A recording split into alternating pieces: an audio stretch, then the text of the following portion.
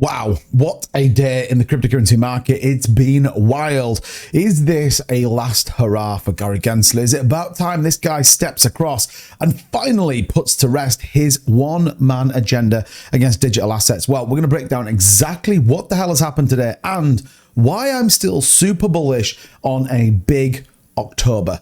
Hit that like and subscribe button. Let's get into it. Okay, so I think the best place to start is here, because this ultimately gives my view as to why we've seen what we've seen with not only Gary Gansler, the SEC, and the overall cryptocurrency market. So Donald Trump currently outperforming Kamala Harris by a significant 11.4%. This obviously the 2024 election forecast here on Polymarket. The view right now is that Trump is going to win pretty much by a complete landslide. Now, you can't take this as 100% factual, but it is interesting to think about where people are basically putting their money. Where are people betting that we're going to see this presidential election? Now, in my opinion, this is why we've seen the move today from Gary Gansler. We did get one of his key advisors, someone who's been in the Securities and Exchange Commission for a while by the name of Mark Wyatt.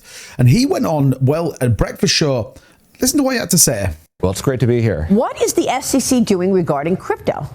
Well, I think our policies and our approach for the last several years have been just really a disaster for the whole industry. We have been setting this policy through enforcement. We've done nothing to provide guidance on it. And as a result, this is being shaped by the courts. And different courts have ruled different ways. I think what this Wells notice is, and while I won't comment on the specifics of this litigation, the Wells, what has gone on is part of a broader frustration with the fact that we have not provided interpretive guidance as to what you can and cannot do. And if you are involved in some sort of securities offering, how you register, how you get regulated as a broker-dealer, how you get registered as an exchange. We have failed as an agency. I mean, this is pretty wild. It's pretty damning as well. And this isn't the first person that has had this agenda. And then surprise, surprise, guess what? Gary Gansler and his cronies file a complaint against Cumberland DRW LLC. Now, we actually follow their wallets over on my live streams, and this is ultimately for unregistered securities. Now, whether they just thought this was going to be a, tickle the belly and away we go or not, I'm not really sure, but they have come out and they have come out fighting. They've got a specific case to go back against Gary Gansler. In fact, quoting him specifically on the previous discussions that have been having this. But ultimately, with the plaintiff, Securities and Exchange Commission, for its complaint against the defendant, alleges as follows: March 2018, conducted through the present, Cumberland bought and sold for its own account as part of a regular business at least $2 billion worth of crypto assets that were offered and sold as securities. It's like the old playbook comes out again. So many of you may be thinking, hold on a minute, Tuba, you've talked about the elections and now you're talking about this. What's the significance? Well, everybody knows that Donald Trump has openly said he's going to get rid of Gary Gansler in his first day of office. Everyone knows that fundamentally, if it is a Republican election, and that is therefore Donald Trump in the House, Gary's done. The SEC, as it is now, is done. This war on cryptocurrency is over. And actually, when you look at what's going on, you got John Deaton going against Elizabeth Warren, who looks like he's probably going to win that. You then have a very much cryptocurrency positive president potentially in Donald Trump. Elon Musk could even go in there. We all know his views on it.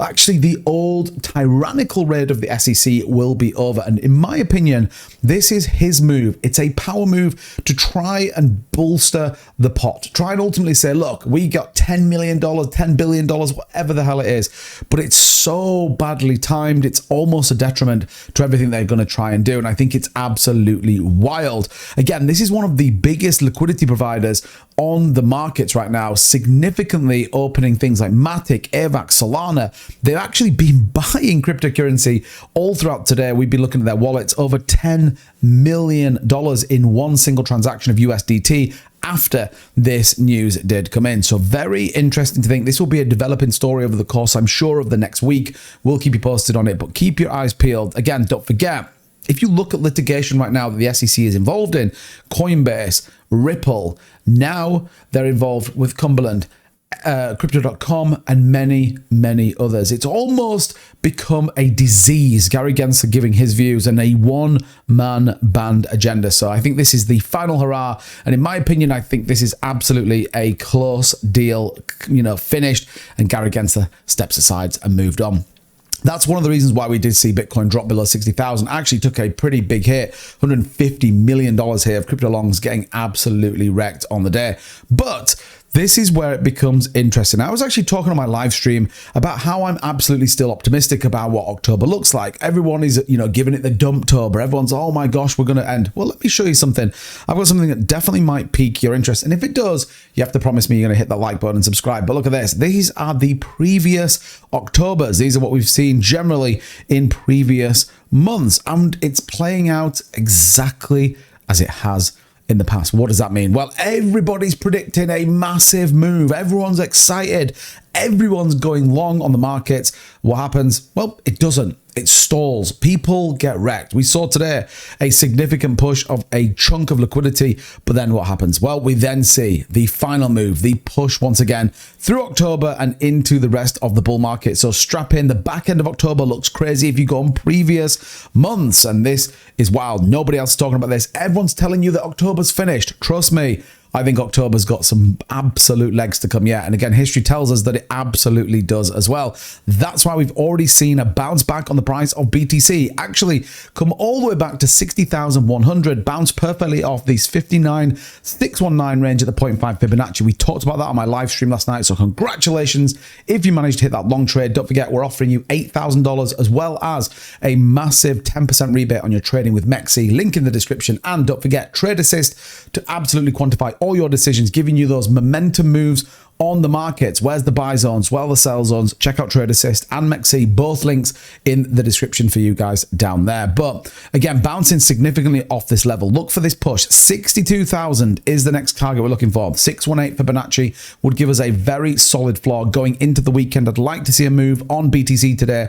CPI data coming in a little bit hot, but if you read underneath what's going on, it's actually in just a couple of sectors. Food and shelter. That is it. Everything else is about right. They accommodate for 75% of the entire increase on CPI. So I think people finally understanding what's going on. But if you want to get there quicker, you know what to do. Hit the like and subscribe button for this channel. We're keeping you updated as we are with everything else going on the market. So do join our community. We'd love you to be part of it. But stay bullish on October. There is more upside to come.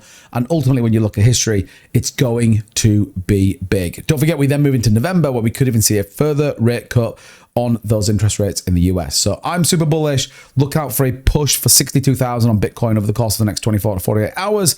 Keep your eyes peeled. And if you got some value like this, hit that like button and subscribe to the channel. It supports the algorithm, gets us up there. And as always, thank you so much for watching. See you soon. Bye-bye.